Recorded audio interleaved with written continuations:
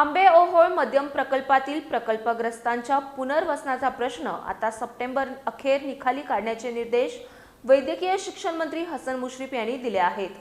August अखेर सर्व प्रशासकीय प्रक्रिया पूर्ण करून सप्टेंबर अखेर प्रत्यक्ष पुनर्वसन पूर्ण करण्याचे आदेश देण्यात आले आहेत। दरम्यान राष्ट्रीय महामार्गाचे निकृष्ट दर्जाचे काम करणाऱ्या उपकंत्राटदारांना काळ्या यादीत टाकण्याचे निर्देशही मंत्री मुश्रीफ यांनी दिले आहेत।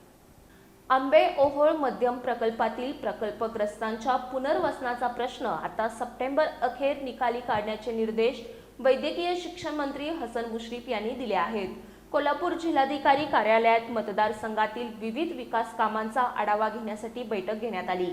यावेळी आंबेओहोळ प्रकल्पातील पुनर्वसनाच्या कामाला होत असलेल्या विलंबाबाबत मंत्री मुश्रीफ यांनी नाराजी व्यक्त केली आहे। आंबेओहोळ प्रकल्पातील सर्व प्रकल्पग्रस्तांना न्याय देत ऑगस्ट अखेर पुनर्वसनासंदर्भातील सर्व प्रशासकीय प्रक्रिया पूर्ण करावी आणि सप्टेंबर अखेर प्रत्यक्ष पुनर्वसन 100% पूर्ण करावं असे निर्देश त्यांनी संबंधित पाटबंधारे पुनर्वसन आणि महसूल विभागाच्या अधिकाऱ्यांना दिले। आंबेओहोळ प्रकल्पातील प्रलंबित कामांबाबत आतापर्यंत 46 पेक्षा अधिक बैठका झाल्याची माहिती बैठकीत देण्यात आली। बेकनाळ आणि बेळकुंदी गावातील भूसंपादन, उच्च न्यायालयातील प्रलंबित प्रकरणे, संशयास्पद फेरफार, भूखंड वाटप आणि विविध वैयक्तिक प्रकरणांबाबत ऑगस्ट अखेर ठोस निर्णय घेऊन लेखी आदेश काढण्याचे निर्देश देण्यात आले।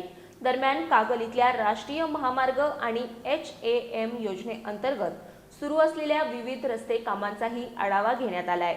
प्रमुख कंत्राटदारांकडून उपकंत्राटदारांमार्फत सुरू असलेल्या काही कामांचा दर्जा निकृष्ट असल्याचं निदर्शनाला आल्यानं अशा कंत्राटदारांना तातडीनं काळ्या यादीत टाकण्याचे निर्देश मंत्री हसन मुश्रीफ यांनी दिले।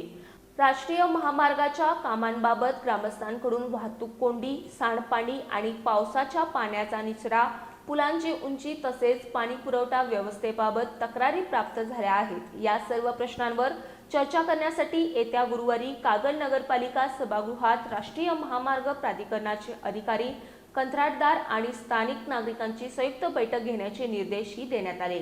याशिवाय कसबा सांगाव आणि धामणे इथल्या जल जीवन मिशन, बेलेवाडी, मासा इथल्या पाझर तलाव आणि म्हाडा गृह प्रकल्पाच्या कामांचाही बैठकीत आढावा घेण्यात आला।